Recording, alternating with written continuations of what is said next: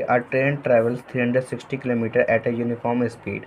If the speed had been 5 km per hour more, it would have taken 1 hour less for the same journey. Find the speed of the train. यानी question में कहा जा रहा है कि एक जो ट्रेन है वो यूनिफॉर्म स्पीड से 360 किलोमीटर का डिस्टेंस ट्रैवल करती है, और आगे कहा जा रहा है कि अगर उसकी स्पीड जो है 5 किलोमीटर पर आवर ज़्यादा कर दी जाए, बढ़ा दी जाए, तो उसी जर्नी को तय करने में उसको 1 आवर कम लगते हैं। तो हमें क्या करना है, ट्रेन की स्पीड बताना है। तो चलिए सॉल्व कर देते हैं। तो सबसे पहले स्पीड मान लेते हैं, let the speed of train. Train की स्पीड मान लेते हैं x किलोमीटर पर आवर। और टोटल डिस्टेंस कितना है, टोटल डिस्टेंस है हमारा 360 किलोमीटर। और अब बताइए, हमारे पास स्पीड है, डिस्टेंस है, हम टाइम निकाल सकते हैं।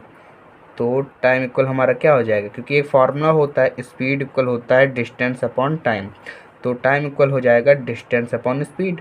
तो डिस्टेंस हमारा कितना है, 360 है, अपॉन, और स्पीड कितनी है, x, तो इतने आवर लगेगा टाइम। अब आगे कहा जा रहा है कि उसकी जो स्पीड है वो 5 किलोमीटर पर आवर बढ़ा दी है, तो टाइम कितना लगेगा, 1 आवर कम लगेगा। यानी कि ये हमारा हो जाएगा केस नंबर सेकंड। तो अभी तक हमारा चल रहा था केस नंबर फर्स्ट, अब आते हैं केस नंबर सेकंड में। तो इसमें जो है स्पीड हमारी कितनी हो जाएगी, स्पीड हमारी हो जाएगी 5 किलोमीटर पर आवर ज़्यादा हो जाएगी। पहले हमारी x थी, अब कितनी हो जाएगी, x + 5 किलोमीटर पर आवर, ये हमारी हो जाएगी। और टाइम कितना हो जाएगा, टाइम जो है 1 आवर कम लगेगा। तो हमारा पहले कितना लग रहा था, पहले हमारा 360/x लग रहा था, अब इसमें 1 आवर कम कर दीजिए, यानी 1 माइनस कर देंगे, इतने आवर लगेगा टाइम। और डिस्टेंस हमारा वही रहेगा, क्योंकि सेम जर्नी जा रहा है ना। तो डिस्टेंस हमारा है 360 किलोमीटर।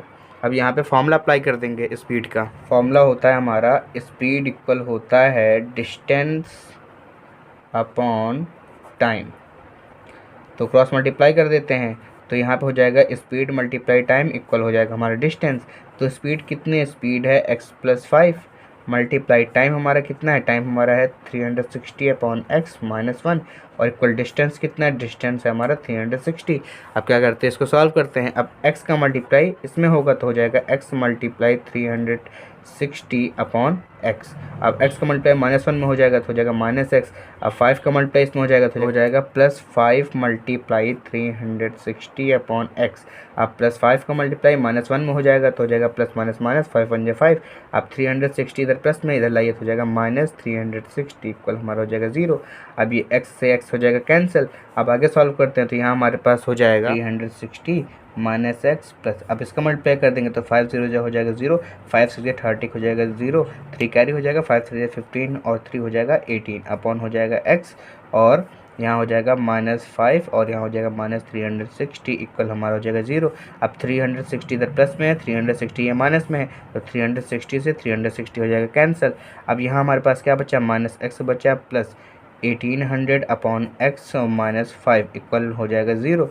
अब यहाँ अपॉन 1 कर सकते हैं, तो एलसीएम लेंगे तो हमारा एलसीएम आ जाएगा x, ये जाएगा x टाइम, यानी हो जाएगा -x² प्लस, यहाँ हमारा सेम रहेगा क्योंकि डिनोमिनेटर हमारा x पहले ही है, तो यहाँ हो जाएगा 1800 माइनस, यहाँ भी x टाइम जाएगा तो हो जाएगा -5x और इक्वल हमारा हो जाएगा 0। 0/1 हम कर सकते हैं, तो करेंगे क्रॉस मल्टीप्लाई, 1 का मल्टीप्लाई इसमें करेंगे तो यहाँ हमारा सेम रहेगा, तो हमारा हो जाएगा -x² प्लस 1800 -5x इक्वल हो जाएगा, और x 0 हो जाएगा हमारा 0।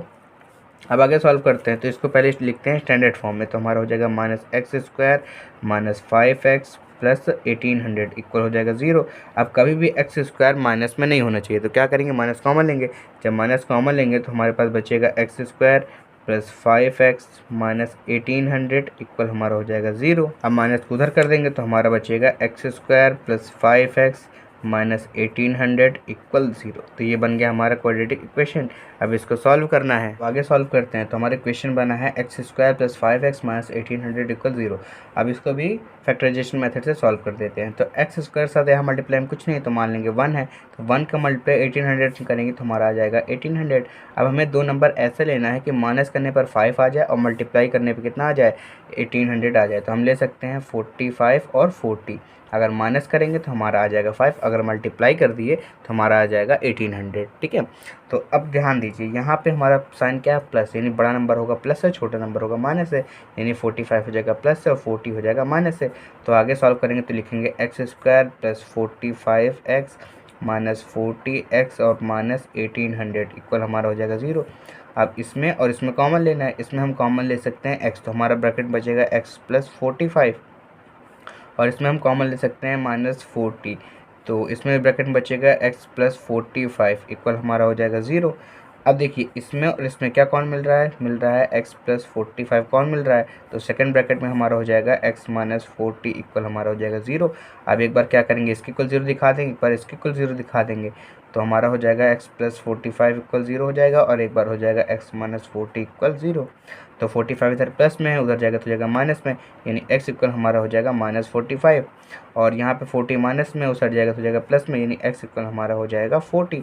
अब ध्यान दीजिए यहाँ भी हमारे दो सोल्यूशन निकले थे, जो प्लस में होगा वही वैल्यू ली जाएगी, तो हमारा x इक्वल कितना आ गया, 40 आ गया। तो हम लिख सकते हैं so the speed of train, हमने क्या माना था, x माना था, तो x हमारा कितना आ गया 40, यानी 40 किलोमीटर पर आवर, यानी ट्रेन की स्पीड क्या होगी 40 किलोमीटर पर आवर होगी। ये हमारा हो जाएगा आंसर।